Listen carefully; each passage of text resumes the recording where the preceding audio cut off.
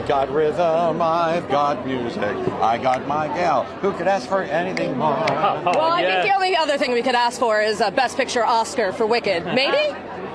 Who knows? I'm just glad to be here and thrilled to be in this beautiful cast, in this beautiful movie that a lot of people are seeing, may see for decades to come. John M. Chu is the grand director, and Cynthia Erivo and Ariana Grande.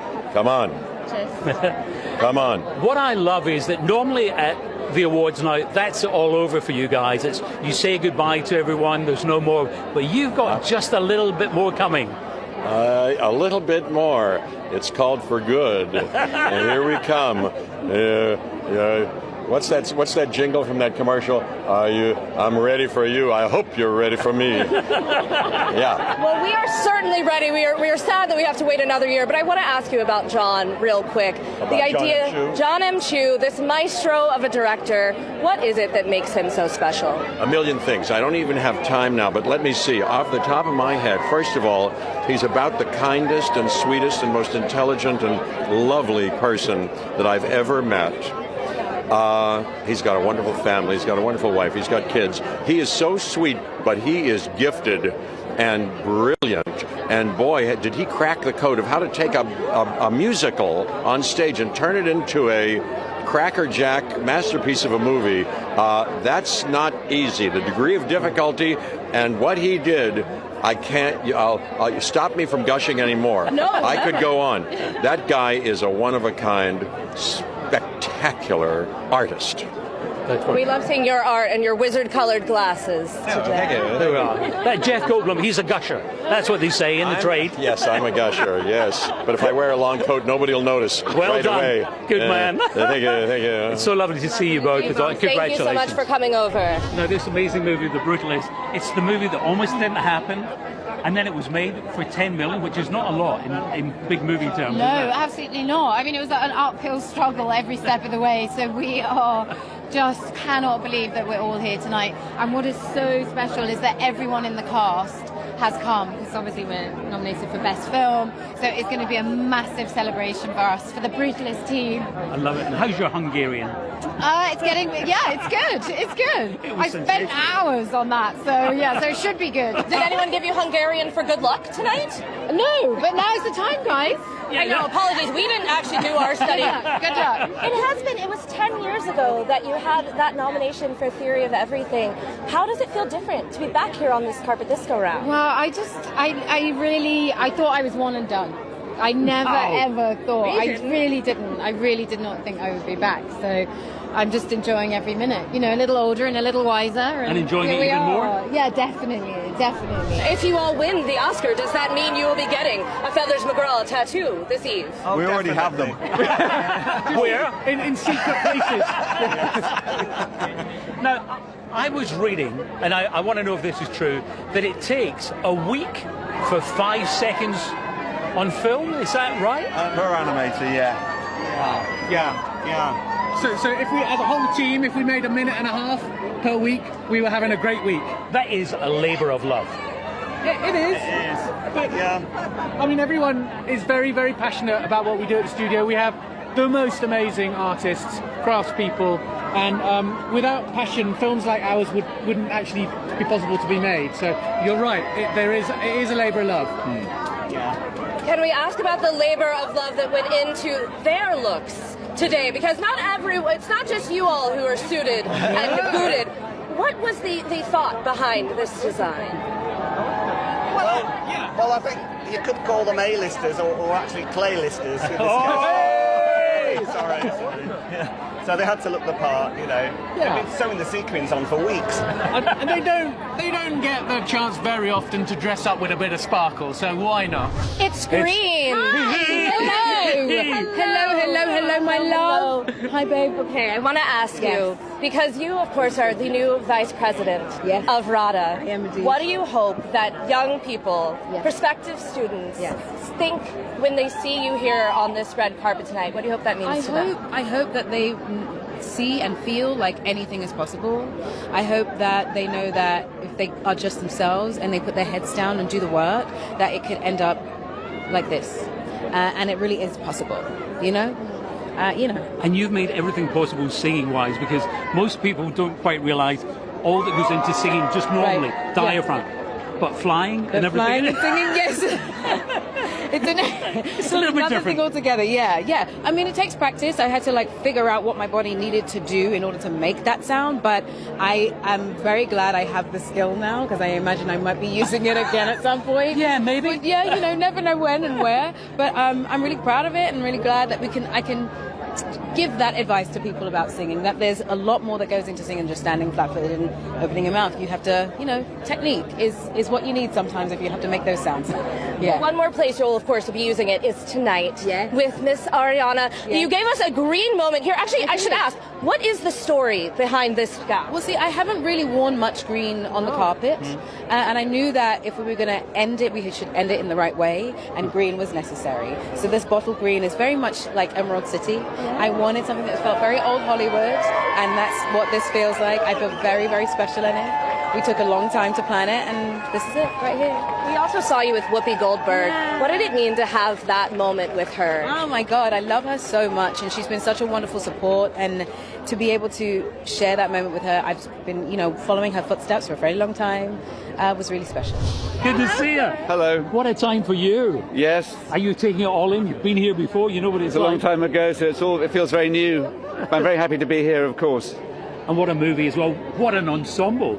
Yeah, great ensemble. Isabella Rossellini, Stanley Tucci, John Lithgow, Lucien Masmati, fantastic, and a great director, Edward Berger. And it's a bit like going on and playing tennis every day with really good players. Yeah, they raise your game.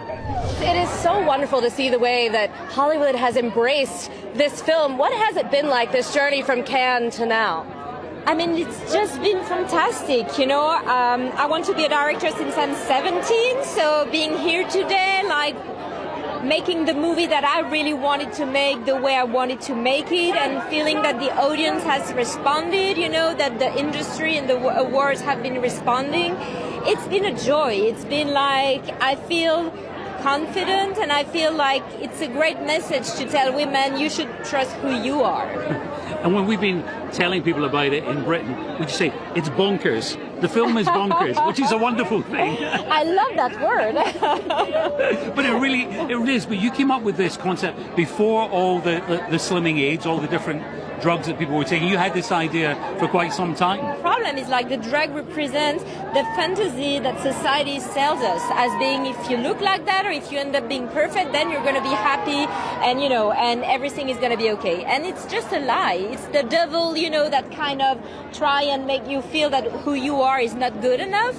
And if you fall into that trap, it's a very difficult one to escape. And considering the state of the world at the moment, I think it's impossible not to fall into the trap, because we need to build new models. We need to build a new system for real. We'll talk about building a new system. Demi is nominated for her first Academy Award. This feels like the type of role that is allowing her to have that career resurgence, to really explore those topics of aging and more. What is it like to be able to put her on that pedestal again and give her a great role when Hollywood often doesn't after a certain age?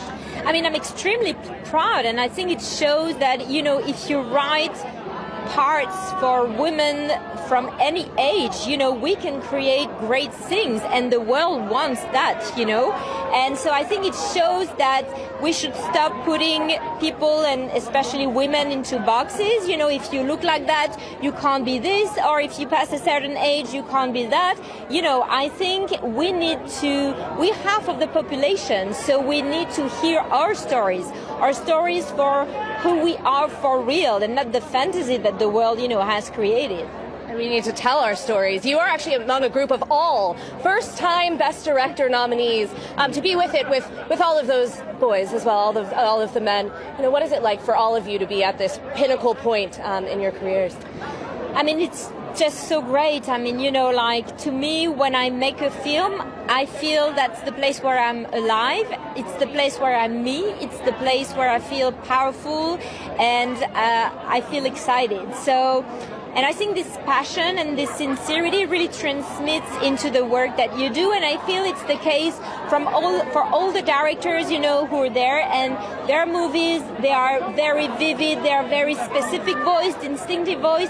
And that's how cinema is alive, you know. It's because we create new voices and we don't take no for an answer.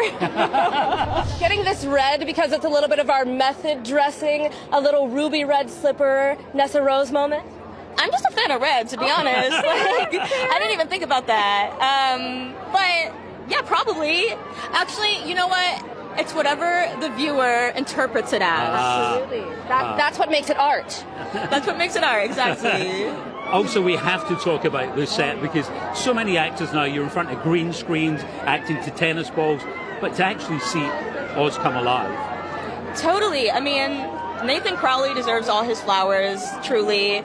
Incredible set. Every time I went to a set, I was like, oh, this is my favorite one, and then I go to another set, and they just kept topping one another because they're just so good, and I don't know, the practicality of it all just made my job a whole lot easier. I also love the fact that people were taken aback by someone being green, but having a goat as a teacher was not a problem. Right? Like, y'all are okay with the goat, but, well, I guess there's nuance there. I guess there's nuance there for sure, actually, because not everybody loved the animals. That's true. Well, the great thing is carry on with the fun because you've got another one coming. So I know. It's going to be good. I'm really excited for part 2. The first thing that I think mystifies everyone when you see this amazing movie, and you did it for 10 million. Yeah, I mean, of course, you know, I don't want people to get the wrong idea. It would have been nicer to have a little bit more to work with. Yes. But, you know, we put everything on screen. You brought up a very important point in your interviews recently about how award season is all the glitz and glamour, but there isn't really a ton of payout. It's actually a ton of payout on the talent end for everyone doing this. You know, what is some of the feedback that you've gotten from other nominees and just people understanding what this is all about? I mean, I think all of us are genuinely grateful about the boost that this is giving all of our other projects. I mean, you know, we all have some job security for the first time in our lives. I mean, many of us, at least for the next couple of years. And, you know, that's what this is all for. Also, it's given, you know, a big boost to the films commercially. I mean, the film has now done over $40 million globally. And for, you know, a movie that's as uncompromising and as long as this film, and it's also historical, that's pretty amazing. And thank you for bringing back the intermission because it's a big thing when you're a child. Yeah, no, thank you. Yeah, I missed it. Yeah. I wonder, could that get people back into the cinemas? I mean, listen, I think that, you know, one of the only upsides of streaming is that, you know, people like binge stuff and they watch 6 hours of stuff all the time. So I don't, you know, a 3.5 hour movie is shorter than everything else, every season of whatever. Exactly.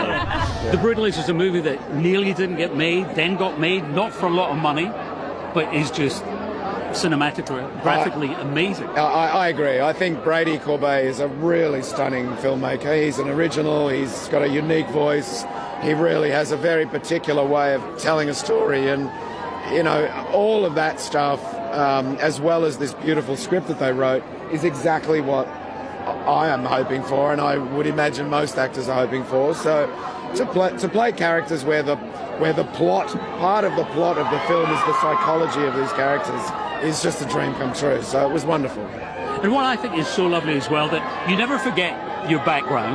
You know, I interviewed you, the man from Snowy River, all those years ago, and Neighbours, and you went back for the end of the last time in Neighbours. It's lovely that you still have that affection for those days too. I really do. I mean, and I'm just really grateful and thankful for the life and working life that I've gotten to have, and I just can't forget, you know, all the experiences that I've had. So I feel pretty lucky to be standing here right now, you know, and to be in films like this. So I have a great appreciation for the people I've worked with and what I've learned along the way. So yeah, it's nice. Tell us also about the people that you've met along the way of this awards journey, because there are things like that big nominees class photo, and y'all had that dinner afterwards. We saw that great table shot, Demi and all the guys. Yeah. You know, who have you become very close to through this period? Well, Demi and I have actually become pretty pally, which has been really nice. But, you know, Jeremy Strong, Edward Norton, Sebastian Stan, who I just think is incredible.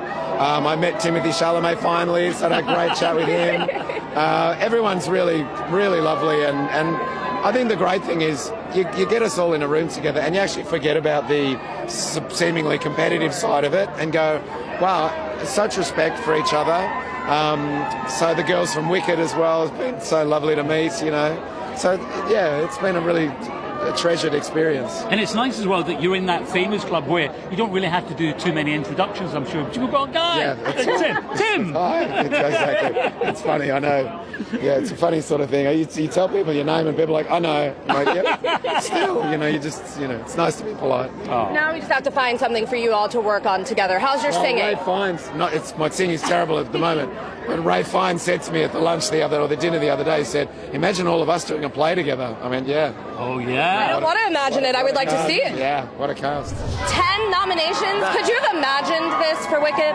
No, not at all. We were just trying to make a movie that people wouldn't kill us for, because there's a lot of minefield, there's a lot of things happening. But we focused on what we were doing. We have an amazing crew, from production design to Paul doing costumes to sound and music. And of course Ari and Cynthia. So we got very lucky to get this kind of group together. Yeah, and also we always say at these events, normally this is the end of the journey. Everyone says goodbye. We won't see each other again. You're going to go through all this again. Oh yeah, we're in the middle of it. I was in the edit room yesterday. I'll go be in tomorrow morning. But we got the goods. Tomorrow morning? Yes. Oscars parties go pretty late, John. No, luckily I have 5 kids, so I don't get much sleep anyway. I can take naps; they're very effective. And we got a movie to finish, so we got to do it for everyone at home. I will say, what is it like, the idea that your ladies are going to be opening the show? They're opening the Oscars, giving us a little tribute. Maybe a taste of For Good could be coming too. I am not going to give you any hints or things, but I can say that they are incredible. And wait until you see them on stage. Not many actors in movies will go up on a stage in front of everybody and sing and act and be vulnerable, but these ladies have it in spades. We shot in the UK. We're so proud that we shot there. We found many great actors there, and of course all the craftsmen and women that we worked with. So we're excited for people to see today. And I'm going to say, what can we expect apart from the unexpected? I always say that the movie 1's about choices, movie 2 is about the consequences. And sometimes the consequences are hard to overcome. It's sometimes easy to make choices, but to stick with them, to have the discipline to stay with it, that's harder. So I've had the discipline to make sure that I'm going to bring 3 boxes of tissues to part 2 versus 1. Please do, and bring all your friends, please. I don't think that'll be a problem. How do you feel about Oscar's performance and the speech? You know, at the Oscars, I feel like we're celebrating as a family. During Fast and Furious movies have changed our lives forever. We love each other and we support each other as well. You know what I mean? Have you been excited about the Oscars tonight? Yes, we are really excited about the Oscars. And how do you feel about Wicked performance with Ariana Grande and Cynthia? Ariana Grande and Cynthia did the Wicked melody. I love this movie, The Wicked. We all do. We love this movie, Wicked. It's so much fun, so magical. I just love this performance of Wicked melody. And even James Bond. So how do you feel about James Bond's performance melody? I love Ray, Doja Cat, and I know what it is. Lisa did James Bond melody. It's so much fun, so many memories, and so compassion. Well, I love this story. I love how long it took. I love how the triumph of this story. And I think Pam is someone who really stood by her husband and really understood the importance of this journey for him for many reasons. And what was it like working with Ryan Reynolds? It was great. He's such a great actor, and we had a wonderful time. Yeah, we did a movie years ago with Kevin Williamson called Teaching Mrs. Tingle, so it was great to work with her again. And it was only 3 weeks, so I thought maybe people hadn't caught up on it, you just never know. And I watched, I would say at least 50 young boys and girls and people come up to me and tell me how much it moved them, how it maybe inspired them to come out or made them feel more comfortable with who they are, or got very emotional and thanked me for bringing that to life. And that has been the most powerful thing that's honestly ever happened to me. For people to tell me that this has changed their life in a positive way is an incredible thing that every, I think, artist dreams of. 100%. I mean, during this summer, I did a couple conventions and I had the same thing that Madeline experienced. Just people coming up to me and saying because of my character and Cheryl's character, they were able to come out to their families and it changed their life. And they're crying and it makes me cry seeing them like that. And it's just like the most heartwarming thing you can possibly imagine. And how do you feel about the Muppet Show theme cover of the Oscar show? We did the Oscar show theme cover of the Muppet Show. I did Kermit. I did the Kermit the Frog introduction. Kermit the Frog is your favorite Muppet? Yes.